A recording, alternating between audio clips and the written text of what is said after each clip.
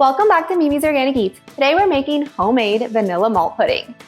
This creamy, dreamy vanilla pudding uses malted milk powder and it is totally delicious. It's a quick and easy dessert that everyone will love. Let me show you guys how to make it. First, we're going to need a 3-quart pot. I like to use my stainless steel caraway pot for this because we're going to whisk this over the stovetop. Next, we're going to add in 2 cups of whole milk. Then 113 grams of cane sugar. Now we're going to put this over medium-high heat.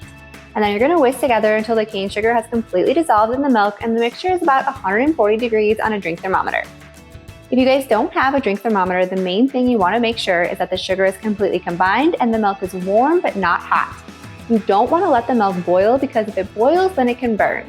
And then that burnt flavor will transfer into your pudding and we do not want that.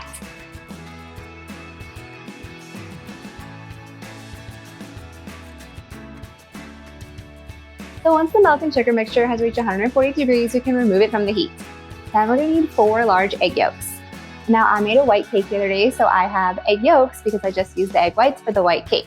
So if you're separating eggs today to use the egg yolks for this recipe, save the whites. You can use it for cake, you can use it for French macaroons, or you can even add it into your scramble in the morning.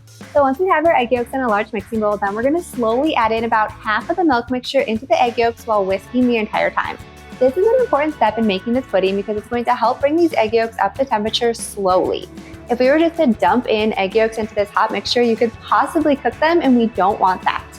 We're using these egg yolks as a thickening agent here, so we don't want a cooked yolk in our pudding.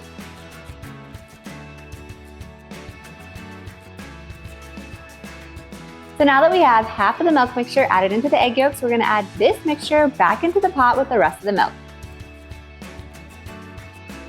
Now we're going to add in a 1/4 cup of heavy whipping cream. Next, we're going to add in 3 tablespoons of cornstarch.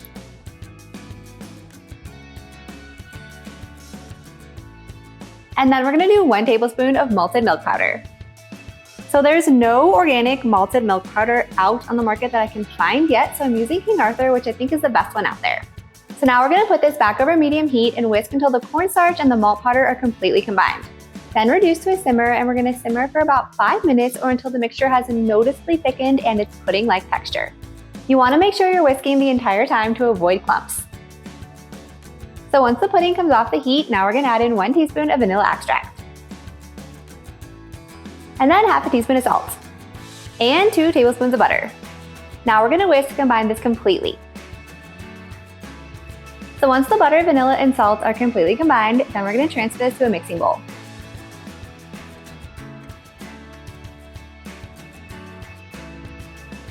Now you're going to grab a piece of plastic wrap.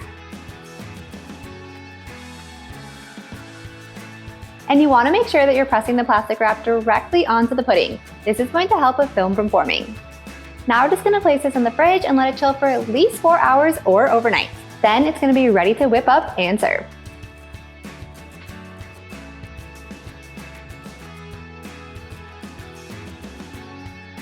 Once the pudding is set, I like to whip it up with a hand mixer. This is going to make it extra smooth and creamy. Then it's ready to serve.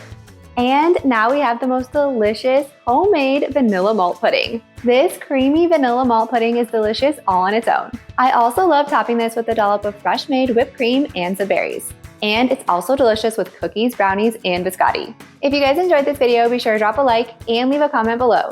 And if you want more easy dessert recipes just like this, be sure to hit that subscribe button and join me next time in the kitchen.